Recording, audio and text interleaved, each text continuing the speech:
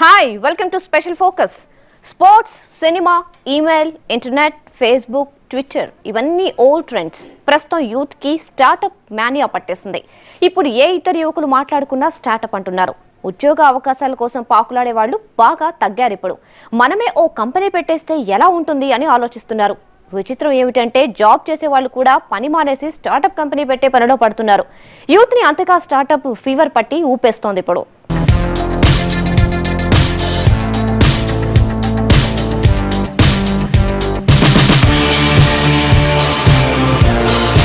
చదివామా, pass అయ్యామా, job కొట్టామా, ఇదంతా old style. ఇప్పుడు trend change అయింది. జాబ్ ఎవరికి కావాలి? ఓ స్టార్టప్ కంపెనీ పెట్టేసి సీఈఓ అయిపోవాలి. మనం ఒకళ్ళ దగ్గర చేయడం కాదు, మన దగ్గరే ఒకళ్ళొచ్చి ఉద్యోగాలు చేయాలి. అది లెక్క అంటోంది యూత్. 9th, 10th చదివే స్టూడెంట్ కూడా స్టార్టప్ అంటున్నాడు. హైటెక్ సిటీ హైదరాబాద్ ఇప్పుడు స్టార్టప్ కంపెనీలకు కేర్ ఆఫ్ గా మారింది. ఏంటి కొత్త ట్రెండ్? దీని పోకడ ఎలా ఉంది? ఓ స్పెషల్ ఫోకస్.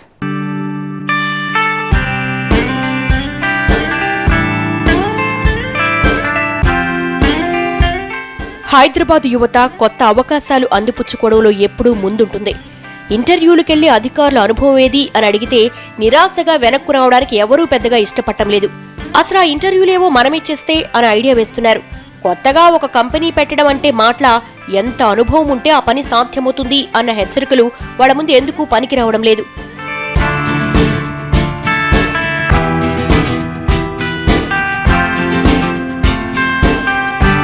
చూడండి, చందా కొచ్చర్ ఐసీఐసీలో చేరి మేనేజింగ్ ట్రైనీ నుంచి మేనేజింగ్ డైరెక్టర్ వరకు ఎదిగింది. అనుభవం లేదు అని కూర్చుంటే ఆమె ఆ స్థాయికి ఎలా చేరగలరు?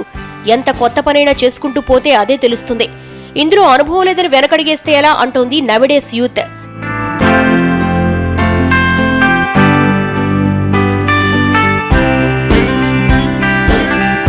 ఇండియా స్టార్టప్ కంపెనీల స్వర్గధామమైంది. హైదరాబాద్ కొత్త ఐడియాలకు పుట్టినీళ్ళవుతోంది. పట్టుమని 25 కూడా లేని యువకుడు CEO to so and so company అంటున్నాడు. ఉద్యోగాలు చేయడం ప్రెజెంట్ ట్రెండే కాదు, ఉద్యోగాలను సృష్టించడం లేటెస్ట్. ఇన్నోవేటివ్ ఐడియాస్ తో కోట్ల రూపాయల టర్నోవర్ సాధిస్తున్నారు.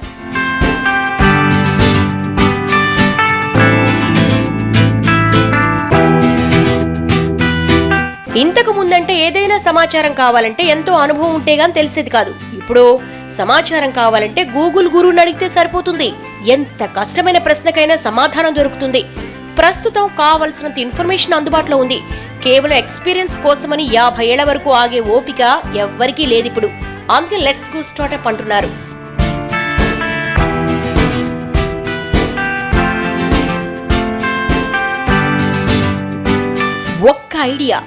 ఒకే ఒక్క ఐడియా లైఫ్ టర్న్ అయిపోయిద్దని ఎంతో ఆసక్తి ప్రదర్శిస్తోంది యువత. కాదేది స్టార్టప్ కనర్హం. ఇది అదన తేడా లేదు. దేన్నైనా ఒకే ఒక్క ఐడియాతో కొత్త ట్రెండ్ క్రియేట్ చేయొచ్చు. మీ ఇంటి తలుపే ఉందనుకుందాం, దానికి కొత్త ఐడియా అప్లై చేస్తే అదే స్టార్టప్. ఇప్పుడు లేటెస్ట్ తాళాలు వస్తున్నాయి. ఈ మోడల్లో డోర్ తెరవడానికి ప్రత్యేకించి తాళం చెవి అవసరం లేదు. మన సెల్ ఫోన్లో ఒక్క యాప్ ఉంటే చాలు. ఒక క్లిక్ ఇస్తే తలుపు దానంతటదే తెరుచుకుంటుంది. అంతేకాదు, ఇంట్లోకి కొత్త వ్యక్తులు వస్తే అడ్డుకుంటుంది కూడా. ఓనర్ ఓకే అనకుండా ఇంట్లోకి ప్రవేశించడానికి వీల్లేకుండా ఆపేయచ్చు.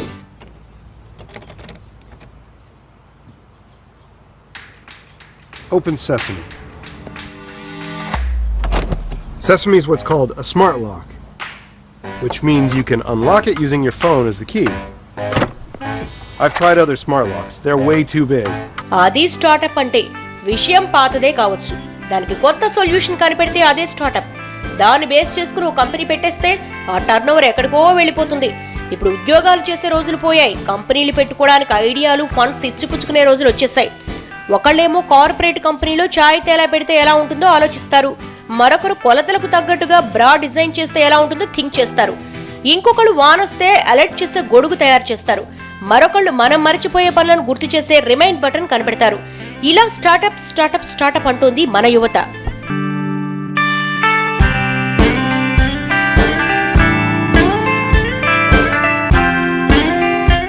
ఆధునిక జీవితపు నిత్యావసర వస్తువు, పోటీ ప్రపంచపు ప్రాణవాయువు అంటోంది యువత.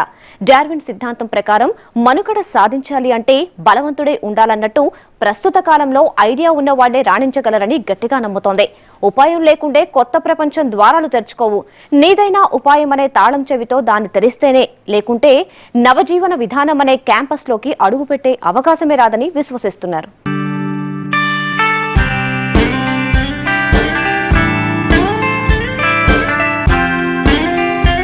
స్మార్ట్ ప్రపంచపు రారాజుల వెలుగొందుతున్న ఫ్లిప్కార్ట్, స్నాప్డీల్, అమెజాన్, ఫేస్బుక్ 30 ఏళ్ల లోపున్న యువకుల ఆలోచనల్లోంచి పుట్టినవే. గూగుల్, మైక్రోసాఫ్ట్, రిలయన్స్, ఇన్ఫోసిస్, విప్రో అచ్చంగా ఐడియాలే పెట్టుబడిగా పుట్టుకొచ్చిన కంపెనీలనడంలో సందేహం లేదు.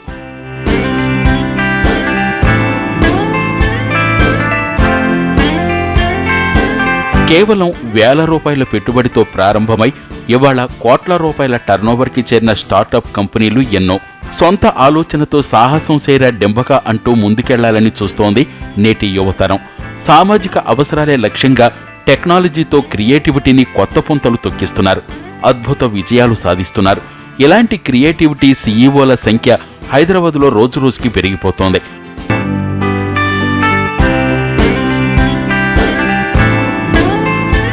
వీళ్లందరికీ స్ఫూర్తినిచ్చిన వాళ్లు చాలా మంది ఉన్నారు. ఫ్లిప్కార్ట్ ఈ కామర్స్ రంగంలో సంచలనాలు సృష్టిస్తున్న సంస్థ. మొన్న మధ్య బిగ్ బిలియన్ డే సెలబ్రేషన్స్ చేసుకుంది. ఒక్క రోజులోనే 600 కోట్ల రూపాయల వ్యాపారం చేసి సత్తా చాటింది. కేవలం 4 లక్షల రూపాయలే పెట్టుబడిగా మొదలై ఇప్పుడు కోట్ల రూపాయలను ఆర్జిస్తోంది.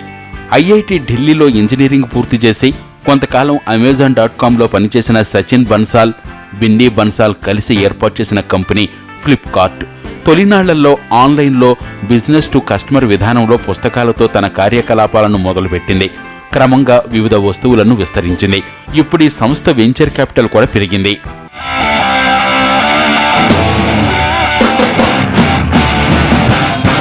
ఫేస్బుక్ గురించి చెప్పనవసరం లేదు. నేటి తరానికి ఇదో తారక మంత్రం. నిద్ర లేచింది మొదలు రాత్రి పడుకునే వరకు ఫేస్బుక్కే జీవితం. ఈ ఫేస్బుక్ ప్రస్థానం యుఎస్ హార్వర్డ్ యూనివర్సిటీలోని ఓ హాస్టల్ గదిలోని కంప్యూటర్తో మొదలైంది. యూనివర్సిటీలో చదువుతున్న మార్క్ జుకెర్బర్గ్ మరో 4 ఫ్రెండ్స్తో కలిసి ఫేస్బుక్ అప్లికేషన్ రూపొందించారు.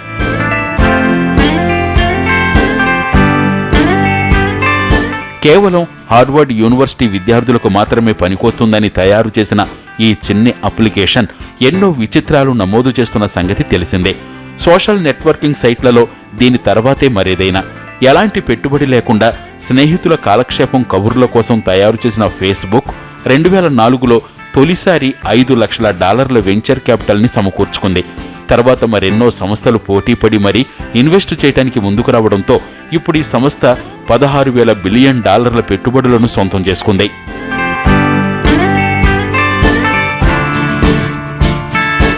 ఈ కామర్స్లో అద్భుత విజయాలను సొంతం చేసుకున్న సంస్థ Amazon.com. ప్రిన్స్టన్ యూనివర్సిటీలో బీటెక్ స్టూడెంట్ జెఫ్ బెజోస్ దీని సృష్టికర్త. 1994లో ఏర్పడిన Amazon.com తొలి పెట్టుబడి కేవలం $10,000. ఇంటర్నెట్ గురించి సరైన అవగాహన కూడా లేని జెఫ్ బెజోస్ కొత్త ప్రపంచానికి ఈ కామర్స్ రంగం ఆక్సిజన్ అవుతుందన్న అంశాన్ని ఆధారం చేసుకుని చిన్నపాటి గ్యారేజీలో ప్రారంభించారు. ఇప్పుడు ఇదే అమెజాన్ విశ్వవ్యాప్తంగా సుపరిచితం. మొదట ఆన్లైన్లో పుస్తకాల విక్రయాలకే పరిమితమైన ఈ సంస్థ ఇప్పుడు కర్చీఫ్ నుంచి కార్ల వరకు క్లిక్ అంత దూరంలో విక్రయాలు జరుపుతోంది.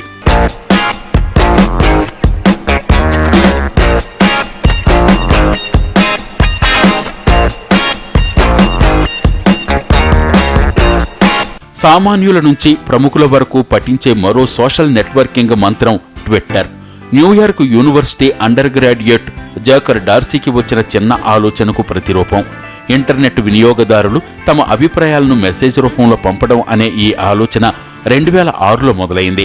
ఎవాన్ విలియమ్స్, జాక్ డార్సీ, బిల్స్టోన్ దీని సృష్టికర్తలు. ట్విట్టర్ ప్రారంభంలో ఎన్నో విమర్శలు ఎదురయ్యాయి. కేవలం సరదా కోసం చేసే చిట్చాట్కి మాత్రమే ఇది ఉపయోగపడుతుందన్నారు. తర్వాత ఇదే ట్విట్టర్ న్యూస్ బ్రేక్ చేసే స్థాయికి చేరింది. అంతేనా, 2013లో యుఎస్ సెక్యూరిటీస్ ఎక్స్చేంజ్ కమిషన్లో లిస్టెడ్ కంపెనీ జాబితాలో చేరింది. దీని మార్కెట్ $33 బిలియన్ పైగా చేరుకుంది.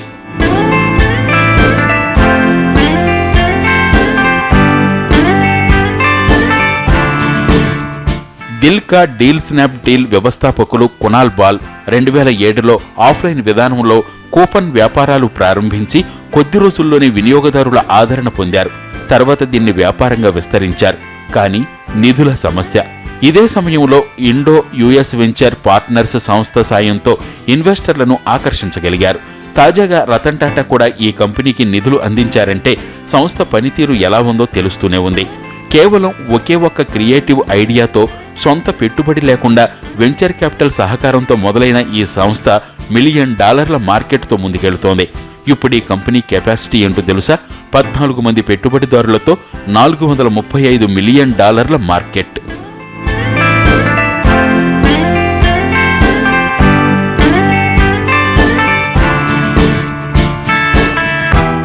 వాట్సాప్ స్మార్ట్ ప్రపంచంలో సరికొత్త విప్లవం తీసుకొచ్చిన యాప్. ఉద్యోగం కోసం ఆఫీసుల చుట్టూ కాళ్లరిగేలా తిరిగి విసిగి వేసారిన జాన్ కోమ్, బ్రియాన్ యాక్టన్ల అద్భుత సృష్టి వాట్సాప్ యాప్ లేని స్మార్ట్ ఫోన్ లేదంటే అతిశయోక్తి కాదు. ప్రస్తుతం ప్రపంచవ్యాప్తంగా 600 మిలియన్ల మంది వినియోగిస్తున్నారంటే వాట్సాప్ ఏ రేంజ్లో ప్రజాదరణ పొందిందో అర్థమవుతూనే ఉంది. అతి తక్కువ కాలంలో అసాధారణ ఆదరణ పొందిన వాట్సాప్ని $19 బిలియన్ పెట్టి ఫేస్బుక్ కొనుగోలు చేసింది. That is WhatsApp.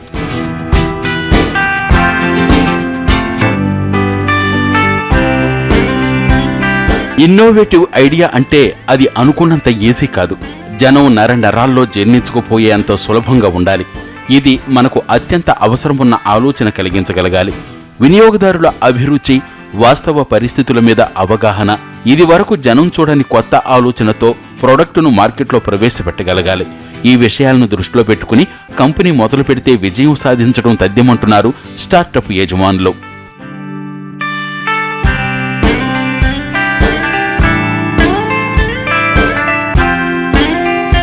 Let's take a short break in Special Focus.